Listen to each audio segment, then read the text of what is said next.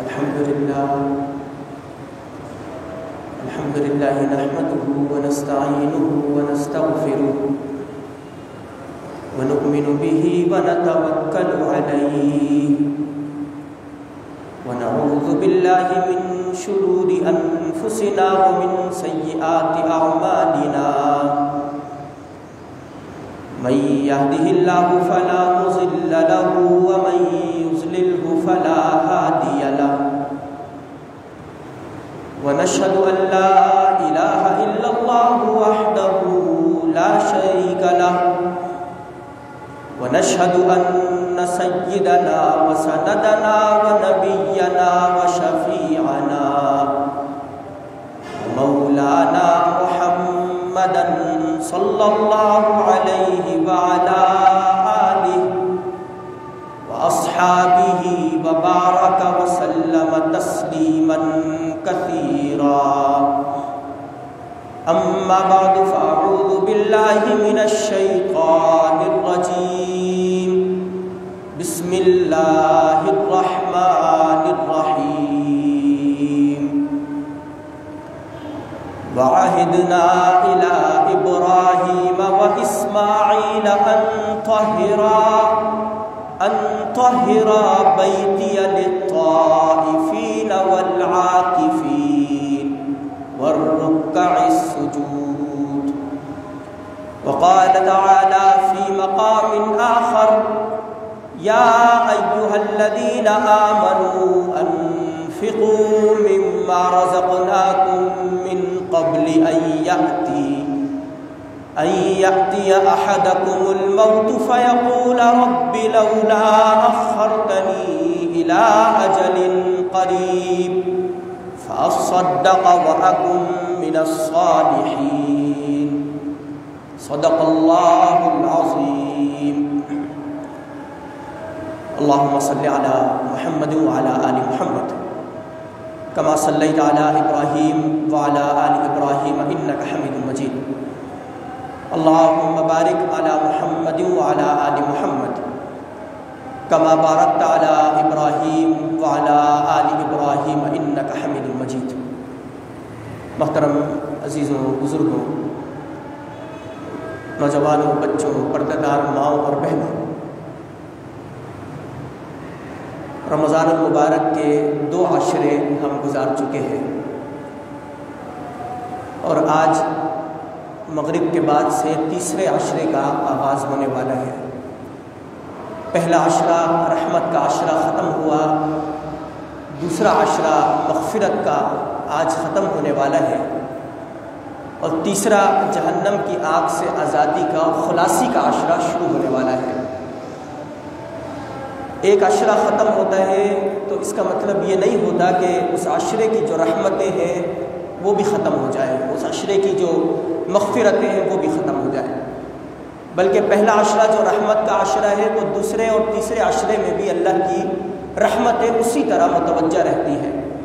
دوسرا عشرہ مغفرت کا ہے تو تیسرے عشرے میں بھی اللہ کی مغفرتیں اسی طرح متوجہ رہتی ہیں۔ قرآن کریم کی 2 مختلف مقامات سے 2 آیات کریمہ آپ کے سامنے تلاوت کی ہے۔ ان دونوں آیات کی روشنی میں آج ہم اعتکاف اور صدقہ کے موضوع پر گفتگو رکھیں گے۔ رمضان المبارک کے آخری عشرے میں اعتکاف کیا جاتا ہے۔ یہ اعتکاف فرض کفایہ ہے، سنت مؤکدہ بھی ہے اور فرض کفایہ بھی ہے۔ فرض کفایہ کا مطلب کہ کسی بستی میں، کسی علاقے میں رہنے والے اگر ان میں سے کوئی ایک شخص بھی اعتکاف میں بیٹھ جائے تو پوری بستی اور پورے علاقے کی طرف سے وہ کافی ہو جاتا ہے، اور اگر کوئی ایک شخص بھی اعتکاف میں نہ بیٹھے تو پوری کی پوری بستی پر اللہ کا وبال اور اللہ کا غضب نازل ہوتا ہے۔ تو اسے کہتے ہیں فرض کفایہ۔ فرض عین کا مطلب یہ کہ فردن ہر فرد کے اوپر فرض کی جائے کوئی عبادت، لیکن فرض کفایہ وہ جو پوری بستی میں کسی ایک نے اگر ادا کر دیا تو سب کی طرف سے ادا ہو جاتا ہے۔ اور یہ سنت مؤکدہ اس لحاظ سے ہے کہ حضرت عائشہ صدیقہ رضی اللہ تعالی عنہا فرماتی ہیں کہ نبی اکرم صلی اللہ علیہ وسلم کوئی سال ایسا نہیں گزرا کہ آپ علیہ الصلوۃ والسلام نے اعتکاف نہ فرمایا، ہر سال اعتکاف فرمایا۔ اور ایک روایت میں یہ بھی آتا ہے کہ نبی کریم صلی اللہ علیہ وسلم نے ایک مرتبہ رمضان کے پہلے عشرے میں اعتکاف فرمایا، جب 10 دن پورے ہوئے تو پھر مزید 10 دن اعتکاف فرمایا، یعنی دوسرا عشرہ بھی اعتکاف کی حالت میں رہے۔ پھر جب 20 دن پورے ہوئے تو نبی کریم صلی اللہ علیہ وسلم باہر کی جانب آئے اور صحابہ کرام سے گفتگو فرماتے ہوئے کہا کہ اللہ رب العالمین نے مجھے فرشتوں کے ذریعے یہ بات بتائی کہ یہ جو اعتکاف ہے اس کا مقصد ہے کہ رمضان کی راتوں میں لیلۃ القدر کو تلاش کیا جائے، شب قدر کو تلاش کیا جائے۔ اور فرشتوں نے مجھے بتایا یہ جو شب قدر ہے یہ رمضان کے آخری عشرے کی طاق راتوں کے اندر موجود ہے، 21ویں شب ہے، 23ویں شب ہے، 25ویں شب، 27ویں یا 29ویں، ان 5 راتوں میں سے کوئی ایک رات ہے، کوئی ایک شب ہے جو شب قدر کہلاتی ہے۔ لہذا پھر نبی کریم صلی اللہ علیہ وسلم نے آخری عشرے کا بھی اعتکاف کیا۔ ایک سال آپ علیہ الصلوۃ والسلام اعتکاف نہ کر سکے تو جو آپ کی زندگی کا آخری سال تھا اس سال نبی کریم صلی اللہ علیہ وسلم نے گزشتہ سال کی قضا بھی فرمائی اور اضافی 10 دن یعنی دوسرے عشرے میں اعتکاف فرمایا، اور پھر تیسرے عشرے میں جو رمضان کا اعتکاف ہے وہ نبی کریم صلی اللہ علیہ وسلم نے فرمایا۔ یہ اعتکاف جس طرح روزہ اللہ رب العالمین کی بہترین عبادت ہے اور عظمت رکھنے والی عبادت ہے، اور روزہ پچھلے انبیاء کی امتوں کے اندر بھی موجود تھا، اسی طرح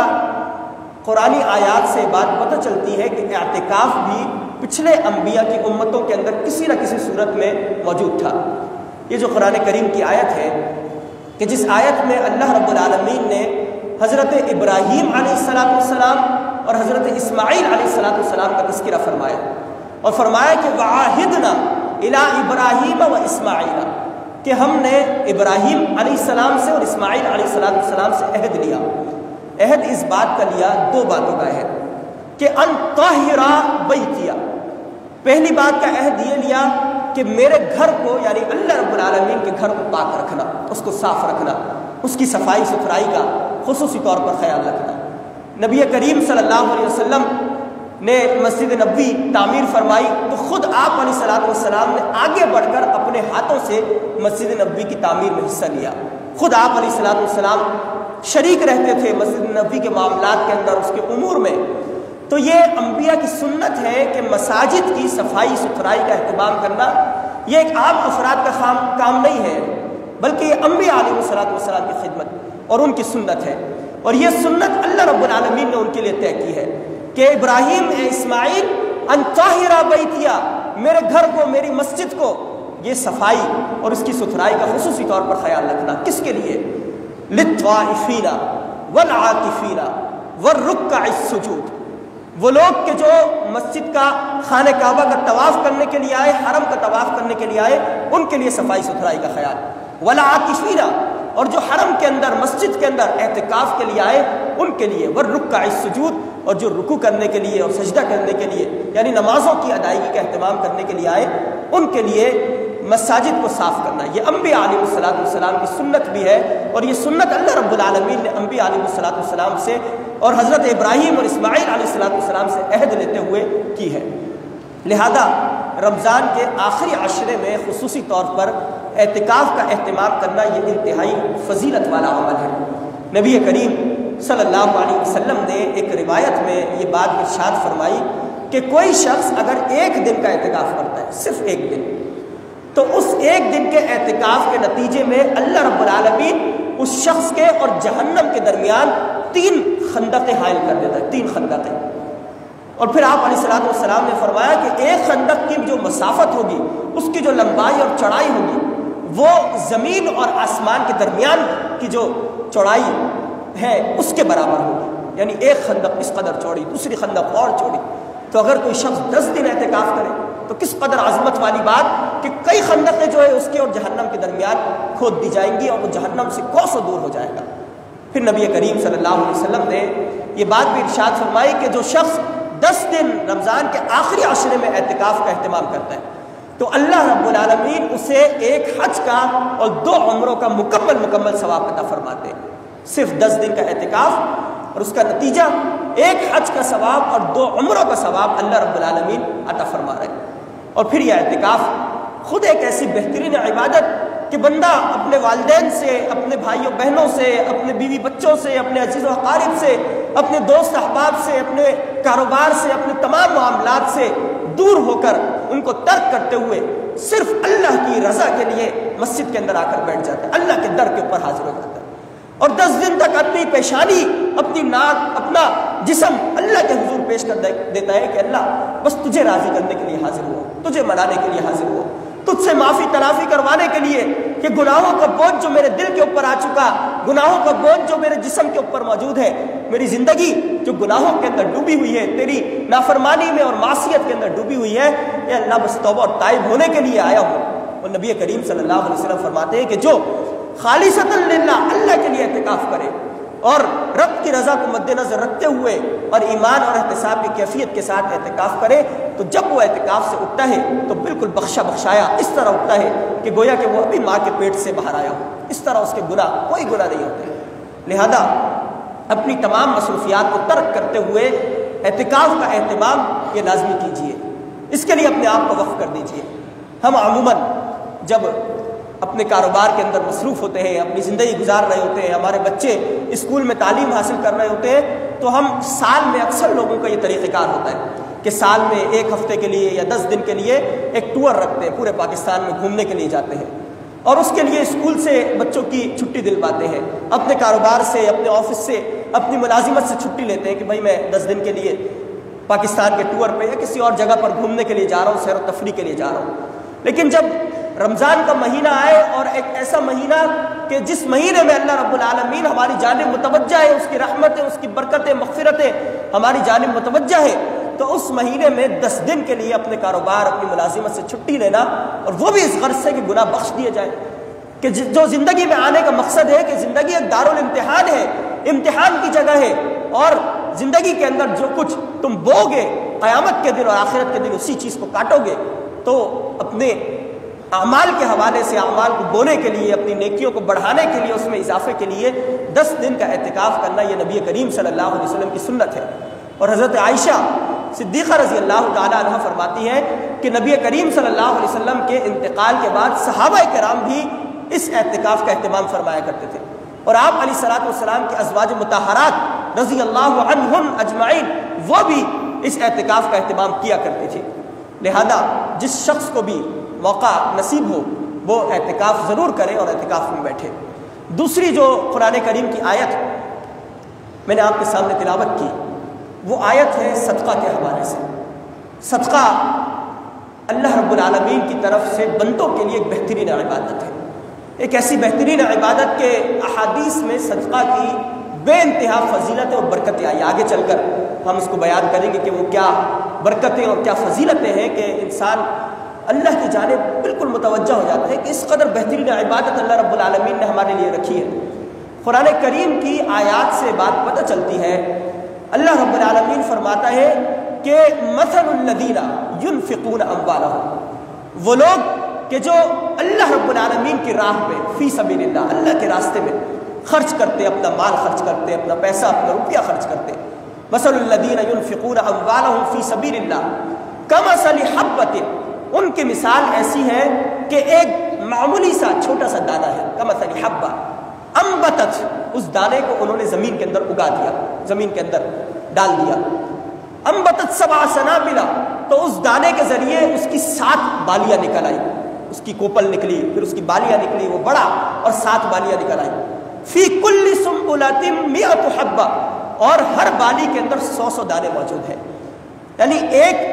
شخص نے 1 روپیہ صدقہ کیا، اس 1 روپیہ صدقہ کے نتیجے میں اللہ رب العالمین جو ثواب عطا کریں گے اور اس کی جو برکت عطا کریں گے یا اس کے اندر جو اضافہ کریں گے، وہ اضافہ اتنا ہوگا کہ 1 کے بدلے اس کو 700 گنا دیا جا رہا ہے۔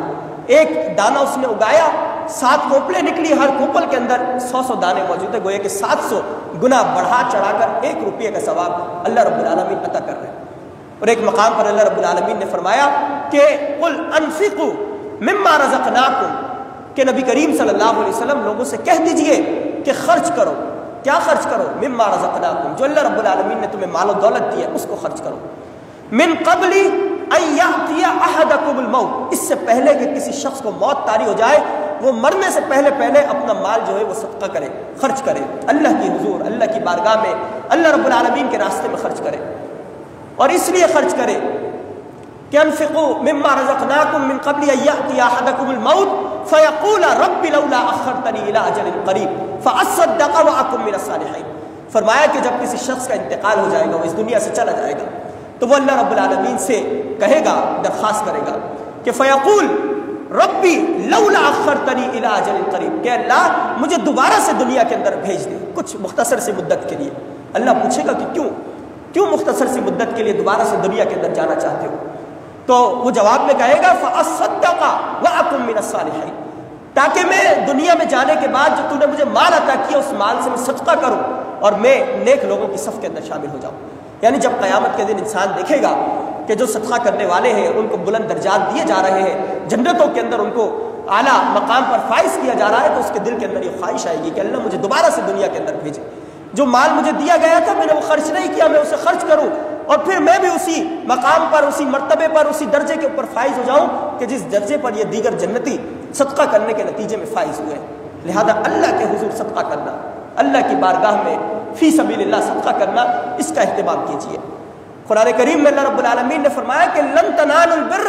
حتی تنفقوا مما تحبون، ہرگز تمہاری کوئی نیکی قابل قبول نہیں ہو سکتی، اس وقت تک قابل قبول نہیں ہوگی حتی تنفقوا مما تحبون، یہاں تک کہ تم اللہ کی راہ میں وہ چیز خرچ کرو جس سے تم محبت کرتے ہو، مما تحبون، جسے تم پسند کرتے ہو،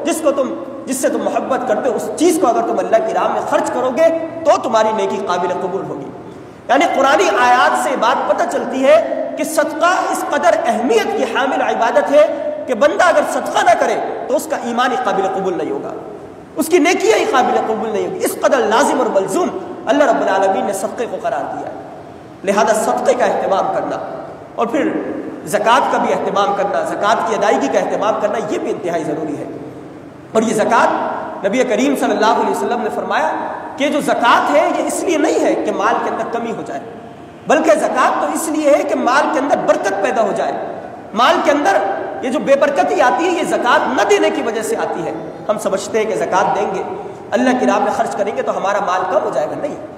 نبی کریم صلی اللہ علیہ وسلم کی حدیث کے مطابق مال اس کے نتیجے میں بڑھتا ہے، مال کا اضافہ ہوتا ہے، زندگی کے اندر بھی برکتیں آتی ہے، رزق کی تنگی یہ بھی دور ہو جاتی ہے اور رزق کے اندر اضافہ ہو جاتا ہے۔ اور پھر اس صدقے کے جو بہترین مصارف ہے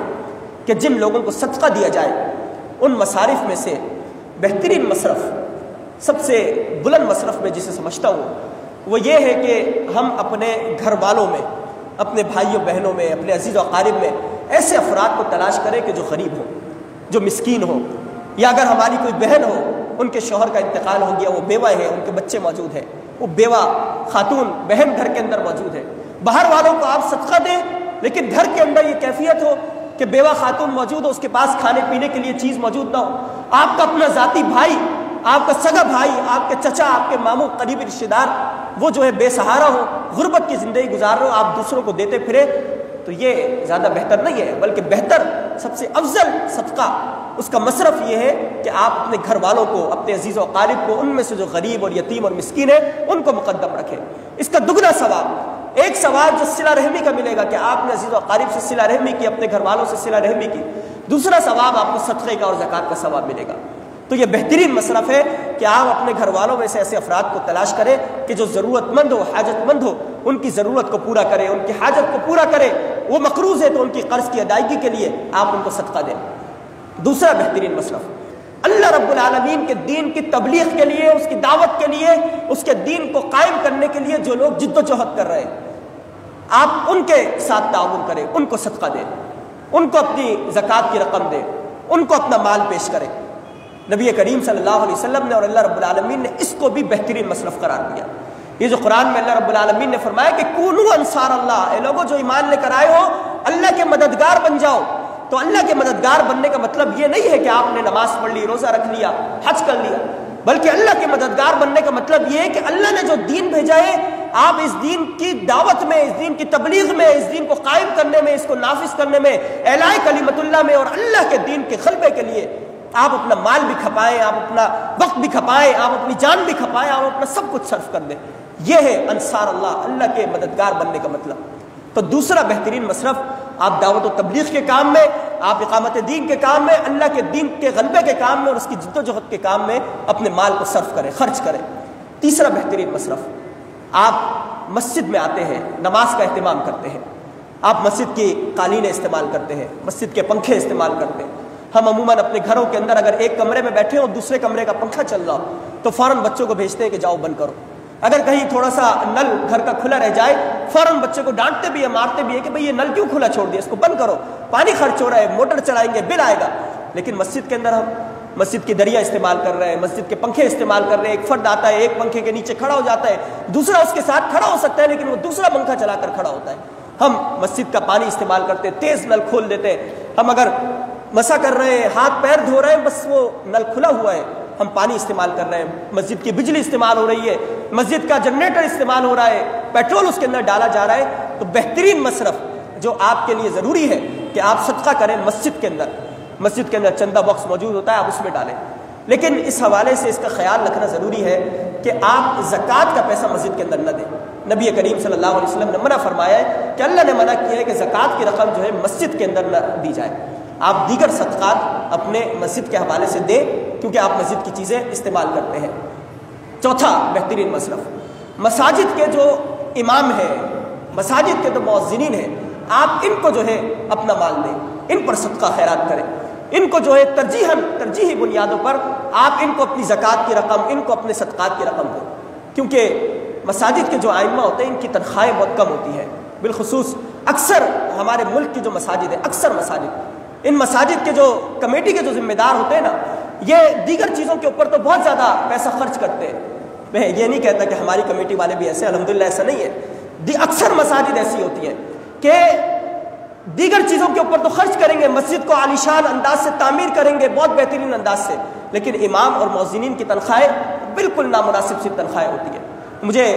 4 سال پہلے کی بات ہے، ایک صاحب نے بلایا، مسجد کی کمیٹی کے صدر تھے، انہوں نے کہا کہ ہم آپ کو امام رکھنا چاہتے ہیں. میں نے کہا کہ ٹھیک ہے، آپ کیا کام کیا کیا لیں گے؟ بھائی آپ خطبہ بھی دیں گے، آپ نماز بھی پڑھائیں گے، آپ جو ہے کبھی کبھی مؤذن صاحب کے ساتھ مل کر جمعے میں اور دیگر نمازوں میں صفائی ستھرائی کا بھی مسجد کی خیال رکھیں گے. میں نے پوچھا کہ بھائی تنخواہ کتنی دیں گے؟ کہا کہ 6000 روپے ہم آپ کو تنخواہ دیں گے. یعنی وہ ایک شخص ہے کہ جو عالم دین ہے، مفتی ہے، وہ علم حاصل کر رہا ہے، اپنی پوری زندگی قرآن و سنت کے مطابق گزار رہا ہے، اور جب کام لینے کی باری آتی ہے تو بے انتہا کام لیتے ہیں، اور جب خرچ کرنے کی باری آئے 6000 10000 12000 یہ تنخواہیں ہوتی ہیں. تو بہترین مصرف میں سے ایک یہ بھی مصرف ہے کہ آپ مسجد کے امام، مسجد کے مؤذن اور مسجد کے خادمین کو آپ تنخواہیں دیں. مسجد کے خادمین سے بھی بے انتہا کام لیا جاتا ہے. اکثر کمیٹی کے ذمہ داران مسجد کے اندر آتے ہیں تو انگلی لگا کر دیکھتے ہیں فرش کے اوپر کہ دیکھو یہ دھول نظر آ رہی ہے، تم نے صحیح سے صفائی نہیں کی. یہ جو ہماری مسجد کی کمیٹی ہے، غوثیہ مسجد کی کمیٹی بالخصوص، اس میں جو افراد ہیں، میں یہ کہتا ہوں کہ یہ گویا کہ اللہ کے ولی ہیں. ایک طور پر ہمارے نجم بھائی ہیں، تراویح کے لیے مسجد کے اندر داخل ہو، ہاتھ میں پوچا ہے، پیشانی سے پسینہ ٹپک رہا ہے اور صفائی ستھرائی کے اندر مصروف ہے. تراویح ختم ہوتی ہے، دوبارہ سے دریوں کو لے کر دھونے میں مشغول ہو جاتے ہیں، صفائی ستھرائی میں مشغول ہو جاتے ہیں، اپنے گھر والوں کی اور اپنے دیگر معاملات کو چھوڑ کر وہ مسجد کی خدمت کے اندر مصروف ہے. ایسے بھی مسجد میں اس کی کمیٹی کے اندر افراد موجود ہوتے ہیں جو خیال رکھنے والے، عزت کرنے والے، محبت کرنے والے ہوتے ہیں. لیکن اکثر مساجد کی کمیٹی کا یہ حال ہے کہ امام اور مؤذن ان کا کوئی پرسان حال نہیں ہوتا. بیچاروں کی 10 12 15 ہزار تنخواہ ہوتی ہے، اس کے علاوہ کوئی اور کام بھی نہیں کر سکتے، وہ یوں ختم ہوتی ہے کہ پتہ بھی نہیں چلتا. بہترین مصرف ہے کہ آپ مساجد کے ائمہ اور مساجد کے مؤذنین پر خرچ کریں.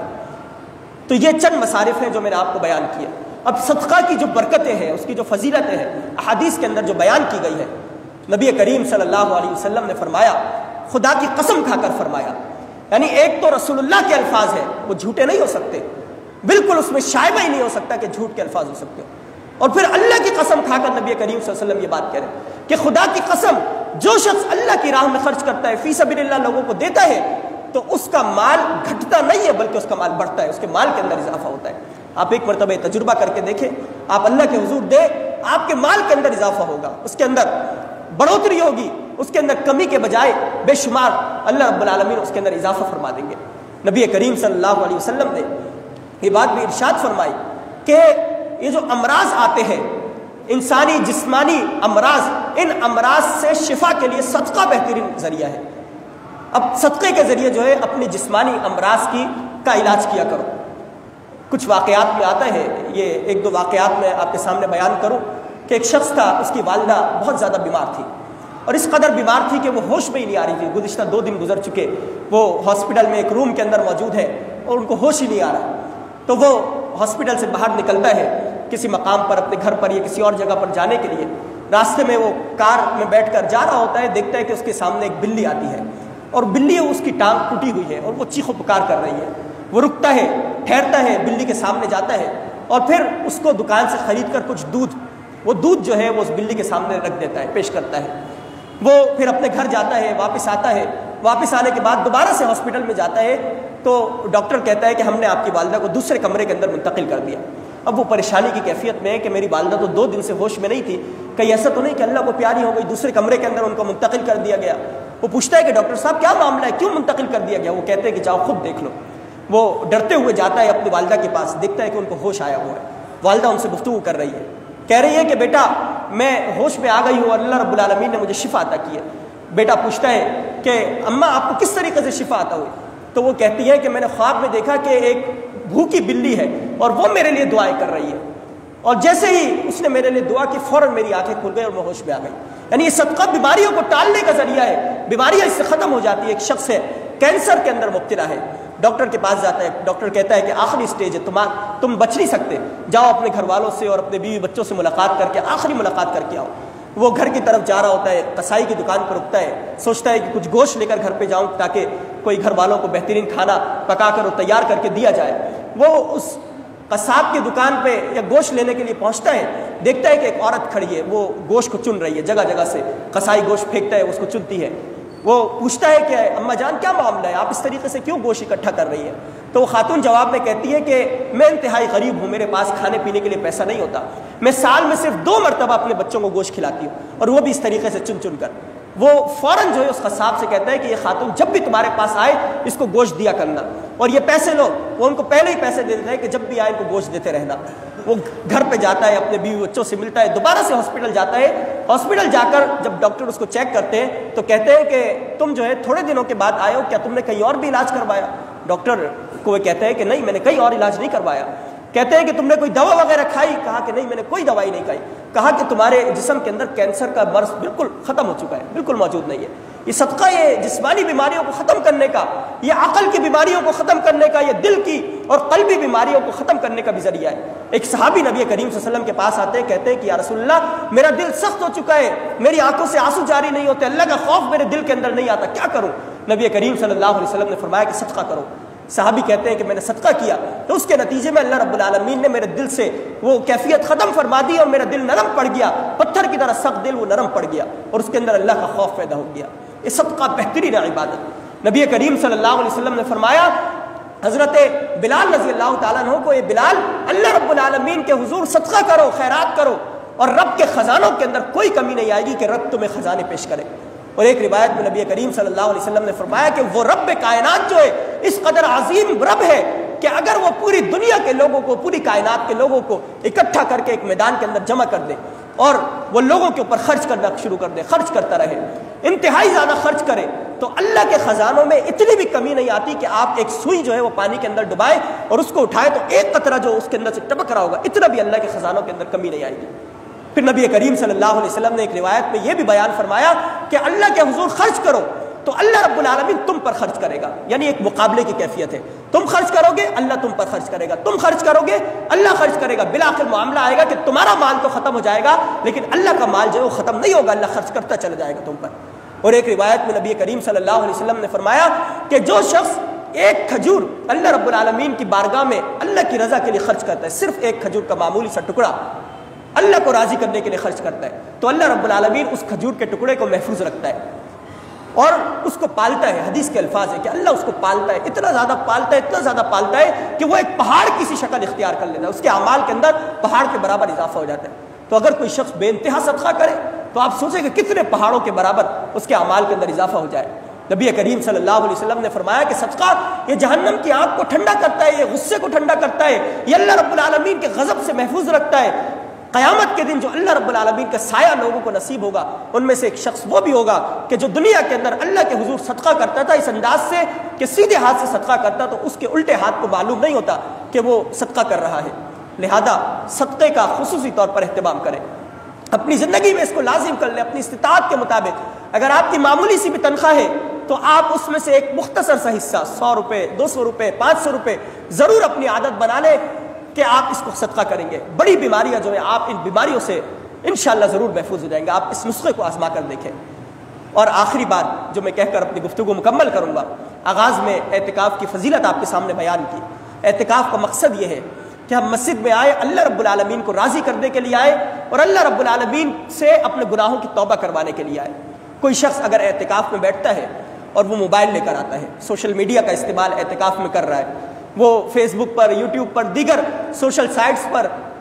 ویڈیوز وغیرہ دیکھ رہا ہے، تو اس کا یہ اعتکاف جو ہے اس کی بخشش کے بجائے اس کو جہنم میں لے جانے کا ذریعہ بن جائے گا۔ لہذا اعتکاف میں بیٹھیں تو آپ اللہ رب العالمین کو مد نظر رکھتے ہوئے اور اللہ کی رضا حاصل کرنے کے لیے اور اپنے گناہوں کو بخشوانے کے لیے اعتکاف میں بیٹھیں۔ اس میں فضولیات، اس میں ایک دوسرے سے ملاقاتیں کرنا، ایک دوسرے کی باتوں کا خیال ضروری نہیں ہے، بلکہ آپ صرف اور صرف اللہ سے جڑ جانے کے لیے، اللہ کے در پر حاضر ہونے کے لیے آپ بیٹھ رہے ہیں، لہذا آپ اعتکاف میں بیٹھے۔ اور نبی کریم صلی اللہ علیہ وسلم نے فرمایا کہ جو ایک دن کا اعتکاف کرتا ہے تو اللہ رب العالمین اس کے اور جہنم کے درمیان 3 خندقیں کھود دیتا ہے، 3 خندقیں، اور ایک خندق کی جو مسافت ہوتی ہے اتنی زیادہ ہوتی ہے جس طرح زمین اور آسمان کی مسافت۔ تو سوچیں کہ کوئی شخص اگر رمضان کے آخری عشرے میں 10 دن اعتکاف کرے تو کتنی خندقیں اس کے اور اس کے جہنم کے درمیان پھیل جائیں گی کہ وہ جہنم سے انتہائی کوسوں دور ہو جائے گا۔ اور آپ علیہ الصلوۃ والسلام نے فرمایا کہ جو آخری عشرے میں اعتکاف کرتا ہے اس کو اللہ 1 حج کا اور 2 عمروں کا ثواب دیتا ہے۔ لہذا جس شخص کے لیے بھی ممکن ہو سکے وہ اعتکاف میں بیٹھے۔ آج سے انشاءاللہ عصر کے بعد سے اعتکاف کا آغاز ہو رہا ہے، اپنی مصروفیات کو کچھ دن کے لیے مؤخر کرے اور اللہ کے در پر حاضر ہو کر بیٹھ جائے اور اپنے گناہوں کی معافی تلافی کروائے۔ اور میں انہی الفاظ پر اکتفا کرتا ہوں۔ اللہ رب العالمین سے دعا ہے کہ ہمیں ان باتوں پر عمل کرنے کی توفیق عطا فرمائے۔ وآخر دعوانا الحمدللہ رب العالمین۔